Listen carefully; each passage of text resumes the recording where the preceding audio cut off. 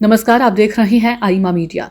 पड़ोसी मुल्क पाकिस्तान भारतीय मुसलमानों को लेकर हमेशा शोर मचाता रहता है। पाकिस्तान ने एक बार फिर ऐसा ही किया। पाकिस्तान के विदेश मंत्रालय की तरफ से जारी प्रेस रिलीज में 6 दिसंबर 1992 के दिन विवादित ढांचा ध्वस्त करने का जिक्र करते हुए कहा गया कि उसने अयोध्या में कथित बाबरी मस्जिद पर राम मंदिर के निर्माण और धर्म ध्वज फहराने की घटना को गंभीरता से लिया है। भारत में अल्पसंख्यकों पर दबाव और हिंदुत्व की सोच का असर मुस्लिम समाज की संस्कृति और धार्मिक विरासत को खत्म करने की कोशिश दिखाता है।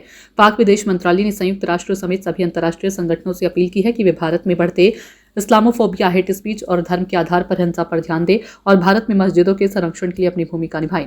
पाकिस्तान ने भारत से कहा कि वह अपने देश में मस्जिदों की सुरक्षा करे। लगता है कि पाकिस्तान को भारत में अल्पसंख्यकों की चिंता बहुत सता रही है। दरअसल बात यह है कि पाकिस्तान को भारत की चिंता नहीं सता रही, बल्कि वह भारत को अंतर्राष्ट्रीय स्तर पर बदनाम करना चाहता है।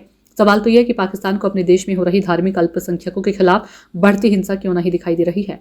ये वही पाकिस्तान है जिसकी नींव ब्रिटिश भारत के सबसे बड़े मुस्लिम नेता मोहम्मद अली जिन्ना ने रखी थी।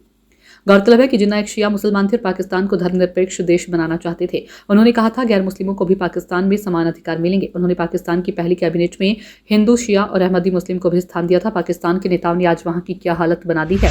जिस पाकिस्तान में कभी 21% हिंदू करते थे, उनकी जनसंख्या अब सिमटकर लगभग 1% पर आ रही है। वहीं सुन्नी लगभग 85 से 90% के बीच और इस्माइली लगभग 6 लाख हैं। क्या पाकिस्तान ने कभी अपने यहाँ के अल्पसंख्यकों का हाल देखा है और उसे सुधारने का प्रयास किया है? इसके उलट भारत में मुसलमान न केवल पाक से ज्यादा सुरक्षित है, बल्कि अपने धार्मिक विश्वास के साथ फल फूल रहे हैं।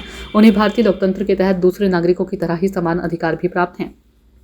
प्रधानमंत्री नरेंद्र मोदी के संरक्षण में भारत के मुसलमान लगातार आगे बढ़ रहे हैं। पीएम मोदी ने उन्हें प्रोत्साहित करने के लिए एक हाथ में कंप्यूटर और दूसरे हाथ में कुरान का स्लोगन दिया। उन्होंने मुस्लिम महिलाओं की बेहतरी के लिए 3 तलाक पर प्रतिबंध का कानून संसद से पास कराया। इससे मुस्लिम महिलाओं के सशक्तिकरण को बढ़ावा मिला है। वर्ष 2001 की जनगणना में पाया था कि भारत में मुसलमानों की जनसंख्या पिछले 4 दशकों में 200% बढ़ी है, जबकि उन्हीं 4 दशकों में पूरे भारत में ये वृद्धि पर 134% थी। इसमें मुस्लिम आबादी भी शामिल है। भारत में मस्जिद बनाने पर कोई प्रतिबंध नहीं है। ये पाकिस्तान ही है जो भारत के मुसलमानों का ब्रेन वॉश कर यहां अशांति फैलाने की कोशिश करता है। कश्मीर में पिछले दिनों निहत्थे पर्यटकों की हत्या और दिल्ली के लाल किले के पास हुआ बम विस्फोट इसका उदाहरण है। इन दोनों घटनाओं के तार पाकिस्तान से जुड़े हैं। पाकिस्तान को चिवाओं को बरगलाता है और फिर प्रचार करता है कि आतंकी भारत के हैं और इससे उसका कोई संबंध नहीं। उसकी इस बात पर अजरबैजान और तुर्की को छोड़कर कोई मुस्लिम देश विश्वास नहीं करता। उन्हें मालूम है कि भारत ने जाकिर हुसैन, फखरुद्दीन अली अहमद और डॉक्टर अब्दुल कलाम आज़ाद जैसी मुस्लिम राष्ट्रपति दिए हैं। पाकिस्तान और अरशद मदनी जो कुछ भी कहते हैं, मोदी के राज में मुसलमान पाक से ज़्यादा सुरक्षित है।